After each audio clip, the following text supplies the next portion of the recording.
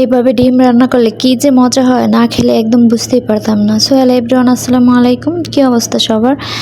তো আমার বাসায় আমি ডিমটা খুব কমই রান্না করি, কারণ ডিমটা কারো পছন্দ না। তো আমি ভাবলাম যে একটু অন্যভাবে ট্রাই করি, তাহলে হয়তো বা সবাই খেতে পারবে। তো আমি এইভাবে রান্না করলাম, আলহামদুলিল্লাহ খেতে অনেক বেশি মজা হয়েছিল। তো এখানে আমি একটা ফ্রাই প্যান গরম করে নিয়েছি, তার মধ্যে সামান্য তেল দিয়ে এখন আমি কিছু ডিম পোস্ট করে নিব। তারপর এইভাবে আমি রান্না করব এই ডিমটাকে। তো দেখতেই পাচ্ছেন আমি এখানে কিছু ডিম দিয়ে দিচ্ছি, দিয়ে এইভাবে ফ্রাই করে নিব। তো আশা করি আজকের এই ভিডিওটা সবার কাছে একটু ইউনিক লাগবে। তো ভালো লাগলে প্লিজ একটা শেয়ার দিয়ে দিবেন। তো লাইক কমেন্ট করতে তো ভুলবেনই না। তো দেখতেই পাচ্ছেন আমি ডিমগুলোকে এইভাবে করে ভেজে নিব। এখন আমি মূল রান্নায় চলে যাব। তো এখানে আমি চুলাতে একটা কড়াই বসিয়ে দিয়েছি, তার মধ্যে সামান্য তেল দিয়ে দিব। তেলটা যে যার পছন্দ মতো দিয়ে নেবেন। তো এখানে তেলের মাঝে আমি এখন কিছু পেঁয়াজ কুচি দিয়ে দিব। পেঁয়াজটাকে লাল করে একটু ভেজে নিব, নিয়ে আমি কিছু মশলা অ্যাড করে দেব। এখানে কিছু কাঁচামরিচও দিয়ে দিচ্ছি।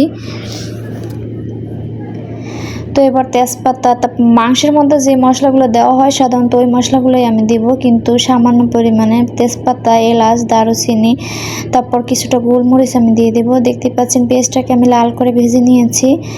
তো একে একে আমি সব মশলাগুলো দিয়ে দিব। আদা রসুনের পেস্ট দিয়ে দিচ্ছি 1.5 চা চামচ। দিয়ে আদা রসুনটাকে আমি ভালোভাবে তেলের মাঝে ভেজে নিব, যাতে করে আদা রসুনের এক্সট্রা গন্ধ যেন না থাকে। এবার এর মাঝে আমি গুঁড়া মশলা অ্যাড করব, যেমন হলুদের গুঁড়া, মরিচের গুঁড়া, ধনিয়ার গুঁড়া, জিরার গুঁড়া। দিয়ে আমি সামান্য লবণ দিয়ে মশলাটাকে ভালোভাবে কষিয়ে এর মধ্যে পানি দিয়ে দিব। তো মশলাগুলো দেওয়া হলে আমি ভালোভাবে এটার মধ্যে ভেজে নিব। কিছুক্ষণ ভেজে নিয়ে সামান্য পানি দিয়ে দিচ্ছি। পানিটা যখন শুকিয়ে যাবে তখন আমি এটার মধ্যে 2টা টমেটো কেটে দিয়ে দিয়েছি। দিয়ে আমি আরও কিছুক্ষণ ভেজে নিয়ে আমি আমার প্রয়োজন মতো পানিটা দিয়ে দিলাম। এখানে 1 কাপ পানি দিয়ে দিচ্ছি। পানিটা যখন ফুটে উঠেছে তখন সেই ভেজে রাখা ডিমগুলো দিয়ে দিব। দিয়ে 5 থেকে 10 মিনিট রান্না করলে রান্নাটা প্রায় শেষ হয়ে যাবে। শেষ পর্যায়ে আপনারা চাইলে কিছুটা ভাজা জিরার গুঁড়া দিতে পারেন। আমার কাছে ছিল না, এই জন্য দিতে পারি নাই। তো আজকের রেসিপিটা কেমন লাগলো কমেন্টে জানাবেন। তো ভালো লাগলে প্লিজ একটা শেয়ার দিয়ে দেবেন, লাইক কমেন্ট করতে তো ভুলবেনই না। এখন লাস্ট পর্যায়ে আমি কিছু কাঁচামরিচ অ্যাড করে দিব। কাঁচামরিচটা দিলে ফ্লেভারটা অনেক সুন্দর আসে।